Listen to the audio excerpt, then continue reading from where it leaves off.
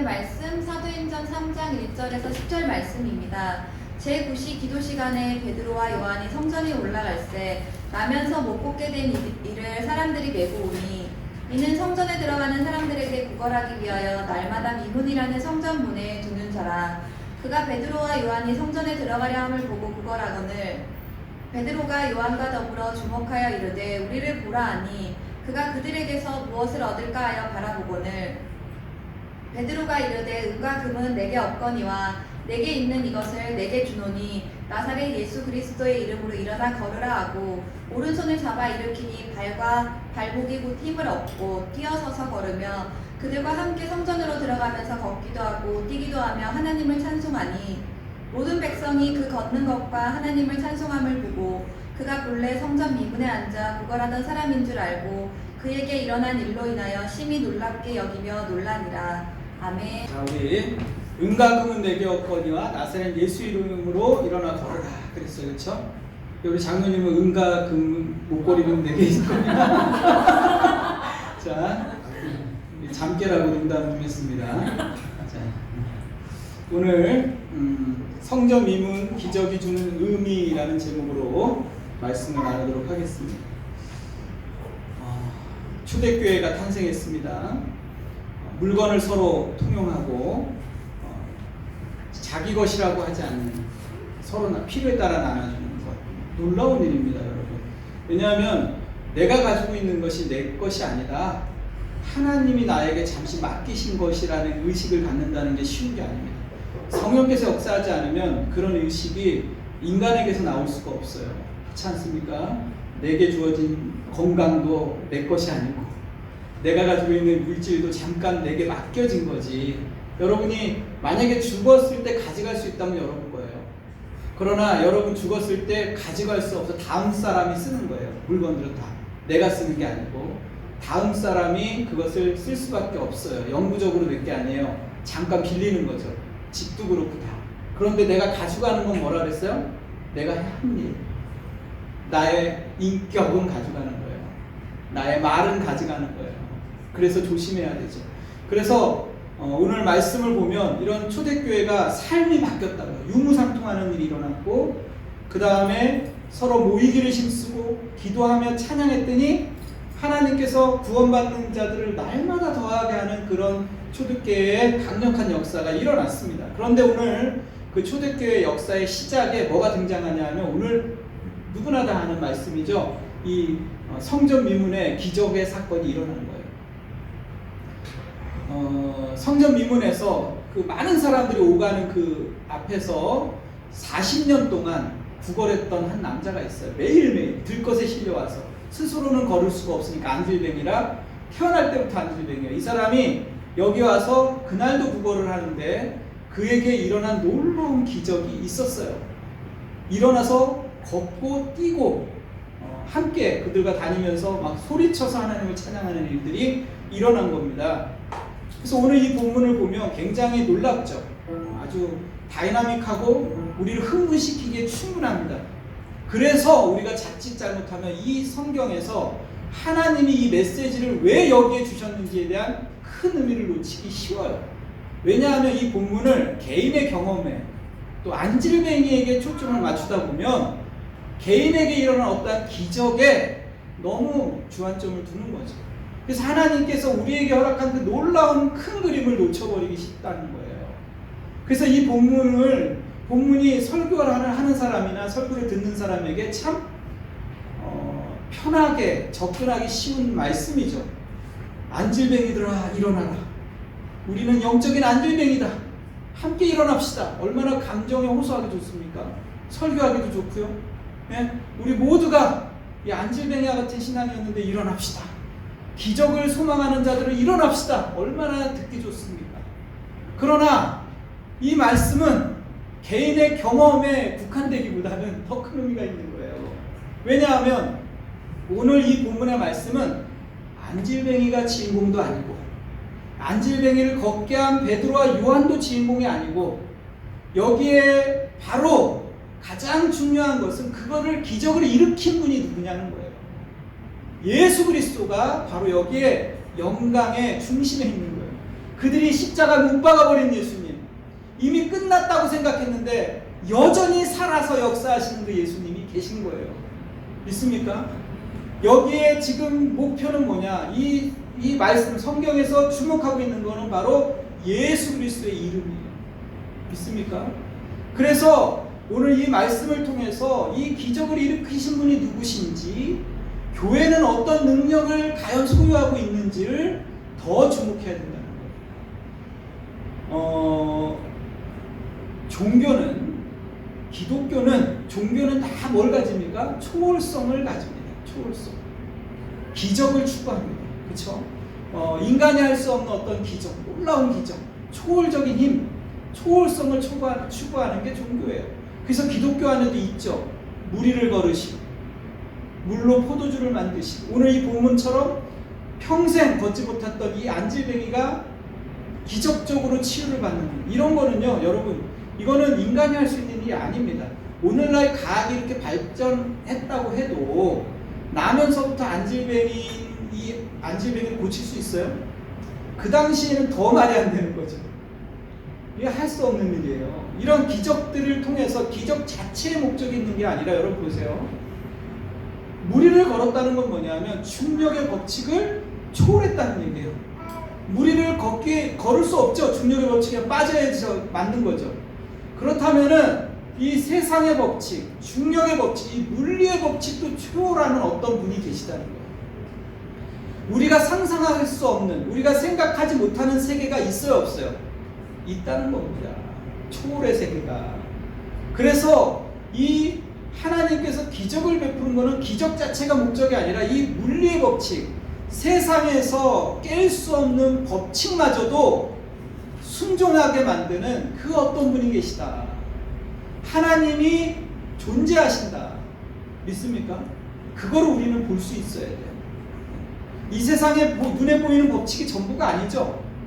그것을 이 세상에 보이는 것, 느끼는 것이 전부라고 생각하면 오산입니다. 그렇기 때문에 여러분, 감정에 속지 마세요. 세상은요, 나의 감정을 속입니다. 감정은 뭘로 만들어졌다고요? 지난주에 이미지와 생각을 통해서 만들어지는 거예요. 개념을 통해서. 그러니까 우리는 어떤 충격적인 일을 경험하면 우리의 감정의 트라우마로 남아요. 그렇죠? 그래서 우리를 계속적으로 묶어버립니다.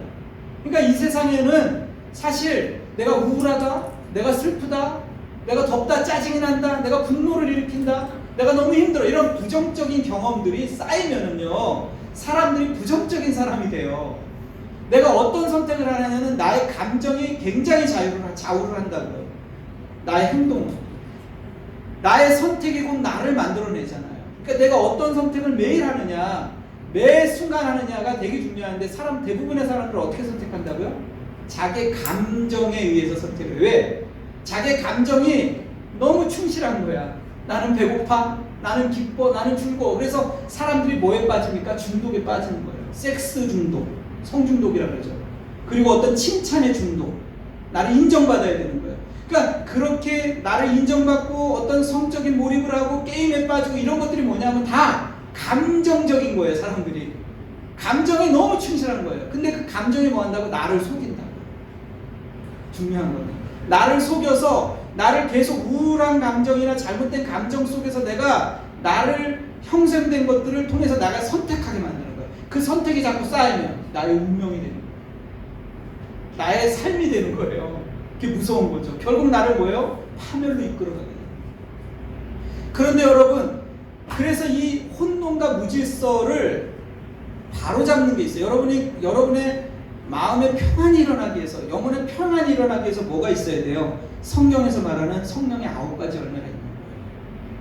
여러분, 예배 드릴 때 여러분도 모르는 사이에 놀라운 경험들을 하는 거예요. 여러분의 감정에 속고 있던 것들이 하나씩 새롭게 진리로 눈을 뜨게 되는 거예요. 믿습니까? 자, 오늘 말씀을 통해서 우리가 알 수 있는 건 뭐냐면, 이처럼 우리가 모르는 사이에 영적 전쟁이 벌어지고 있다. 우리는 감정에 의해서 속기도 하고, 우리의 생각에 의해서 속기도 하고, 여러 가지 보이지 않는 세계가 존재한다. 근데 이 모든 보이지 않는 세계에 나 혼자 버틸 수 있어요? 하나님이 함께 하시는 거예요. 그래서 오늘 이 이 기적이 주는 첫 번째 의미는 뭐냐면 현실 속에 깊이 찾아오신 하나님이에요. 여러분, 성경은요 철학책이 아니에요. 성경 말씀은 사상직도 아니라고요. 성경 말씀은 정보를 주기 위한 책도 아니고 이인전집도 아니에요. 이인집도 아니라고요. 성경의 대부분이 뭘로 기록되어 있어요? 90% 이상이 역사서로 되어 있어요. 역사서. 역사서라는 얘기는 뭐죠? 현실에 뿌리를 두고 있다는 얘기예요. 여기 오늘 안주인행위 사건도 뭐예요? 실제로 있었던 일을 기록하고 있다고요. 역사적인 사건을 얘기하는 거예요. 그래서 성경에 여러분 마태복음을 읽어보면 뜻밖의 말씀이 나와요. 성경을 기대하고 뭔가 재밌는 얘기가 있고 기적적인 얘기가 있을 거라고 생각하고 펼치면 뭐가 나오죠? 낳고 산부인과 차트가 나온다고요. 뜻밖에도. 그 왜 그럴까요? 이게 현실이라는 거예요. 우리의 인생이 뭐예요? 낳고 왜 삶을 얘기하는 거예요? 삶을. 하나님께서는 말하자면 멀리 떨어져서 팔짱을 끼고 있으시면서 너 잘 되나 보자, 너 어떡하나 보자 이러는 분이 아니라 우리의 삶에 깊이 간섭하고 개입하고 들어오시는 분이라는 거예요. 여기 지금 안지인행이 성전 미문에서 40년 동안 앉아있는 이 사람의 고통을 외면하지 않는 거예요. 하나님께서는 이거를 보여주시는 거예요. 하나님께서는 온 우주를 창조하신 그분은 우리의 고통을 외면하시는 분이 아니라 우리의 고통 가운데, 우리의 현실 가운데 찾아오시는 분이에요. 현실에 뿌리를 둔 종교라고요. 감정이나 희열을 목적으로 하는 게 아니라고요. 말씀이 만약에 감정이나 우리의 희열을 목적으로 했다면 이 성경의 후반절은 뭐가 기록되어 있어야 돼요? 이 사람의 간증으로 장식되어야 된다고요. 그렇지 않다고요. 만약에 하나님의 말씀이 기독교가 감정적인 종교라면 이 세상의 감정을 최고로 자극하는 게 뭐겠어요, 여러분? 마약이죠, 마약. 마약을 먹으면 어떻게 되겠어요? 주변 사람들은 취해 보이지만 그 사람은 볼 때 침도 흘리고 막 이럴 거 아니에요. 그러나 본인은 어때요? 본인은 천국이죠. 주위에서 뭐라고 하든 말든 나만 좋으면 되는 거예요. 기독교는 마치 마약에 취해 있는 것이 아니라고요. 오늘날 우리가 기독교를 그렇게 만들어버릴 수 있어요. 우리만 좋으면 되는 거야. 우리는 마약에 취해가지고 막 좋은데 세상 사람들이 볼 때는 취해 보일 수 있어요. 왜 그렇죠? 본질을 잃어버리면 그래요. 우리가 생각해야 될 것은 뭐냐면 우리는 현실 속에 있다는 걸 기억하셔야 돼요. 삶 속에서 내가 빛을 발하지 못한다면, 삶 속에서 소금의 역할을 감당하지 못한다면 우리는 마약에 취해 있는, 종교가 마치 아편에 취해 있는 것과 별반 다른 게 없는 거예요. 세상 사람들이 뭐예요? 저들은 마치 현실 속에 살지 않는 것처럼 보이는, 그렇지 않아요. 지극히 우리는 현실에 뿌리를 두고 있다. 이 현실의 고통 속에서 주님을 찾고 있다. 그래서 여러분, 저는 그 말씀이 너무 좋아요. 우리는 적당하게 하나님께서 고통과 고난을 주십니다. 고난과 고통이 없으면 사람은요 너무 교만해져서 하나님을 잊어버려요. 여러분, 내가 오늘 주님 이렇게 찾을 수밖에 없는 이유가 있다면 감사할 일이에요. 덥잖아요. 더우면 뭐가 나와야 돼요? 슈 나와야 돼요.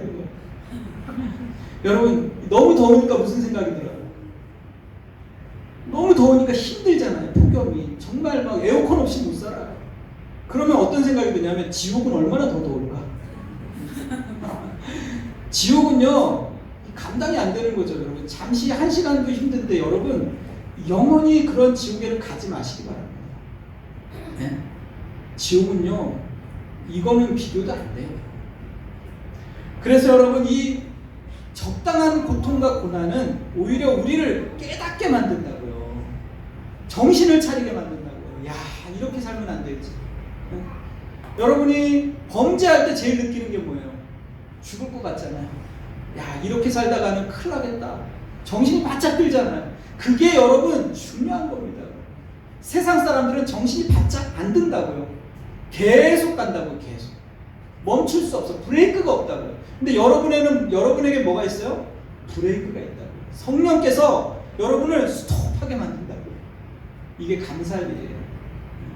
우리의 고통과 우리의 아픔 가운데 하나님께서 그러나 함께 하신다. 여기 오늘 안질뱅이 사건이 보여주는 거예요. 뭘 보여줍니까?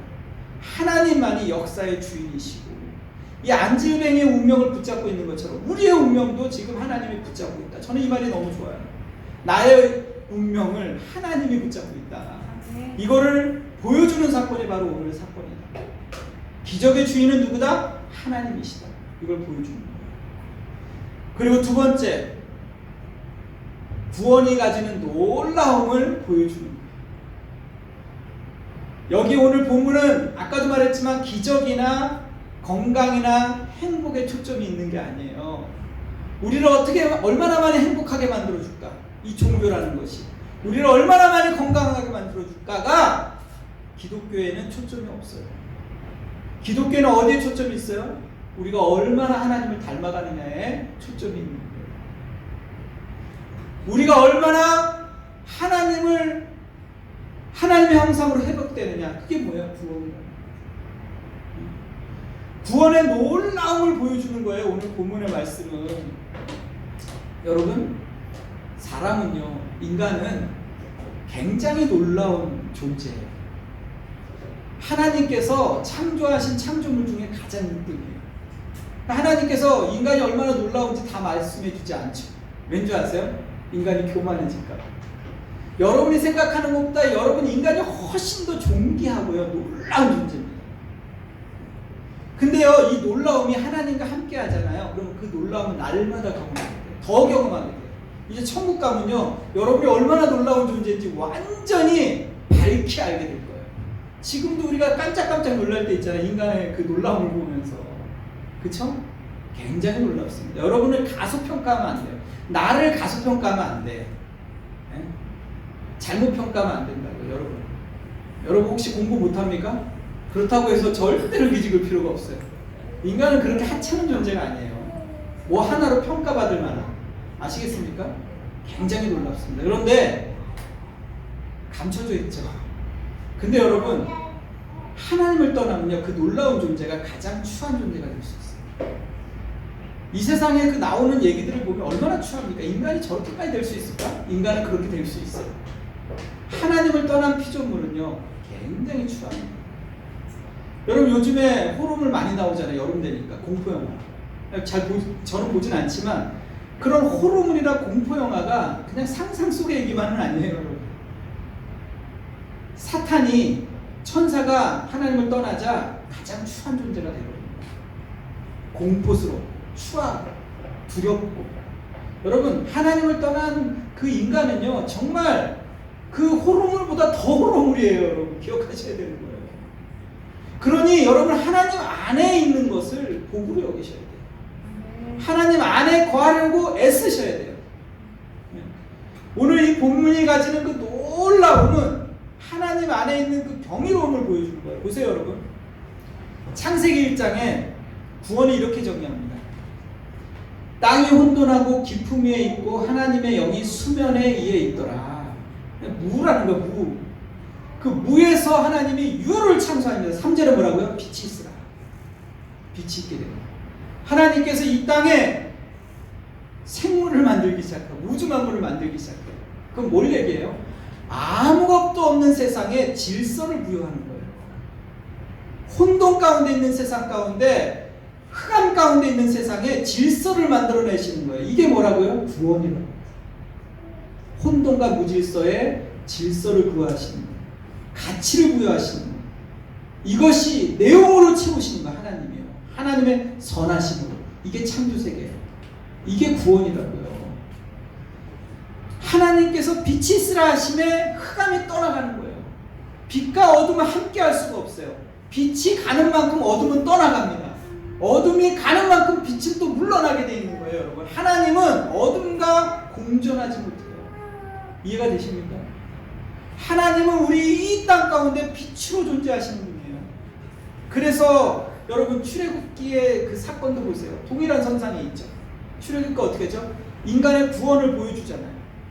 애굽으로부터 나와서 그들이 홍해 바다를 하나님이 갈라놓습니다. 무에서 유를 창조하시는 거예요. 질서를 만들어내시는 거예요. 그들을 가나안에 들어갈 수 있도록 훈련시킨다고요. 그들을 고통과 억압에서 건져내는 것이 끝나는 것이 아니라 그들을 훈련시켜서 홍해 바다를 갈라서 그들을 하나님의 백성답게 만들어내는 과정을 하나님은 거치시는 거예요. 홍해 바다를 가르는 것이 천지창조라고요. 인간이 할 수 있는 일이 아니라고요. 자연의 법칙을 깨트려 버린 거라고요. 믿습니까? 오늘 이 안질뱅이가 일어난 사건이 바로 그런 사건이에요. 예수님께서 처음 이 땅에 오셔서 예수님의 공생애를 시작했을 때 어떻게 시작하나 보세요. 4장 12절. 수불론 땅과 납달리 땅과 요단강 저편 해변길과 이방의 갈릴리여. 뭐라고 얘기합니까? 흑암에 앉은 백성이 큰 빛을 보았고 사망의 땅과 그늘에 앉은 자들에게 빛이 비쳤고. 예수님이 오신 것을 뭐라고 얘기합니까? 사망에 빛이 비쳤다고 얘기하는 거예요. 어둠 가운데, 혼돈 가운데 예수님께서, 하나님께서 빛이 비치라고 말씀하신 것처럼, 빛이 있으라 말씀하신 것처럼 예수님이 이 땅에 오신 것은 흑암 가운데 빛이 비춘 거라고요. 믿습니까? 예수님이 그렇게 오셨어요. 천지를 창조하듯이. 우리에게 임한 구원은 그런 거라고요. 안질뱅이가 일어난 사건은 무에서 유를 창조하는 거라고요. 인간이 할 수 없는 일, 세상의 법칙을 초월하는 어떤 분이, 어떤 신이 그에게 힘을 불러넣으신 거라고요. 이게 구원이라고요. 우리도 모르는 사이에 천지의 창조가 4개 일어난 거라고요. 믿습니까? 이게 가벼운 사건이 아니에요. 놀라운 일이 일어난 거예요. 여러분이 힘으로 구원받을 수 있어요. 능력으로 받을 수 있어요. 하나님의 놀라운 기적이 내 개인에게 임한 거예요. 교회에게 임한 거예요. 이 사건을 얘기하는 거예요. 개인의 경험에 국한시키는 것이 아니라 구원의 경이로움을 성경은 오늘 말씀을 통해서 말하고 싶었던 거예요. 얼마나 놀라운 건지. 그래서 구원이라는 것은 뭐냐면 무에서 유를 창조하는 거고 질서와 내용을 부여하는 거고 하나님의 구원의 목적을 이루는 것이 바로 구원이에요. 그 완성의 자리 가운데 교회가 나아가는 것뿐만 아니라 내가 그렇게 가는 거예요. 지금 이해가 되십니까? 하나님의 구원의 완성의 자리 가운데 하나님께서 결코 포기함 없이 나의 인생 가운데 운명을 붙잡고 가시는 거예요. 심판과 저주와 고통 가운데 있어야 될 나를 건져내셔서 사랑과 의와 거룩한 자리로 옮겨놓은 것이 뭐다? 구원입니다. 할렐루야. 그래서 여러분, 교회에게 주신 능력이 뭔지 오늘 말씀이 보여주는 거예요. 자, 보세요. 마태복음에 예수님께서 공생애를 시작하는 그 순서의 배열과 오늘 사도행전의 배열이 일치합니다. 잘 보시기 바랍니다. 예수님께서 성령으로, 성령이 비둘기같이 예수님에게 내려요. 그쵸? 성령을 받으십니다. 그래서 예수님께서 성령을 그렇게 비둘기같이 성령을 받으시고 난 다음에 예수님께서 어디로 갑니까? 강야로 가셔서 기도하세요. 그리고 난 다음에 오늘 본문에 뭐라고 얘기해요? 4장에서 예수님께서 그렇게 처음 한 사역이 뭐예요? 흑암에 있는 자들에게 빛을 비치기 시작한 거예요. 한번 말씀 읽어봅시다. 4장 23절 말씀 이렇게 얘기합니다. 예수께서 온 갈릴리에 두루 다니사 그들의 해당에서 가르치시며 천국 복음을 전파하시며 백성 중에 모든 병과 모든 약한 것을 고치시니 그의 소문이 온 수리아에 퍼진지라. 사람들이 모든 앓는 자 곧 각종 병에 걸려서 고통당하는 자, 귀신 들린 자, 간질하는 자, 중풍병자들을 데려오니 그들을 고치시더라. 예수님께서 비둘기 같은 성령을 받으시고 초대교회 때 뭐합니까? 오순절에 성령이 강림하시는 거예요. 똑같은 사건이죠. 그리고 난 다음에 오순절에 초대교회가 탄생하고 그들이 기도하고 난 다음에 했던 거 뭐라고요? 오늘 안질뱅이를 일으키는 사건이에요. 예수님께서 이 땅에 오셔서 처음 한 사건이 뭐예요? 기적들이 일어나기 시작했어요. 그것은 기적 자체가 목적이 아니라 뭐라고요? 빛이 비추자 어둠이 떠나가는 거라고요. 하나님의 나라가 임했다는 걸 보여주는 거예요. 이 세상의 고통과 어둠과 질병은 죄악 때문에 오는 거라고요. 빛이신 예수님이 오시자, 생명이신 예수님이 오시자 고통이 떠나가기 시작하는 거예요. 고통 자체가 목적이 아니라고요. 아시겠습니까? 안질뱅이가 일어난 사건은 하나님의 역사가, 예수님의 사역이 지금 연속적으로 일어나고 있다는 걸 보여주는 거예요. 예수님이 십자가에 못 박혀 죽으셨는 줄 알았는데 그 예수님이 지금 살아서 역사하고 계십니다. 믿습니까? 교회는 예수님이 하신 사역을 바톤을 받아서 릴레이 경주를 하는 거예요. 지금 바톤을 받아서 계속 그 사역을 해나가는 게 교회예요. 예수님의 사역이 연속적으로 지금 진행되고 있는 거예요. 그래서 베드로에게 천국의 열쇠를 너에게 준다 얘기한 거예요. 묻고 푸는 권세. 우리가 가지고 있는 그 예수님께서 우리에게 부여한 권세가 뭐냐 하면 바로 이러한 권세를 얘기하는 거예요. 예수님이 하신 사역을 계속적으로 누가 한다고요? 우리가 한다고요. 우리가. 그 권세를 누구에게 줬다고요? 우리에게 주셨다고요. 아멘. 그 출애굽기에 그걸 보여주는 거예요. 출애굽기에 보면은 이스라엘 백성이 하나님께서 그들을 구원하기 위해서 제일 먼저 선행돼야 되는 일이 뭐죠?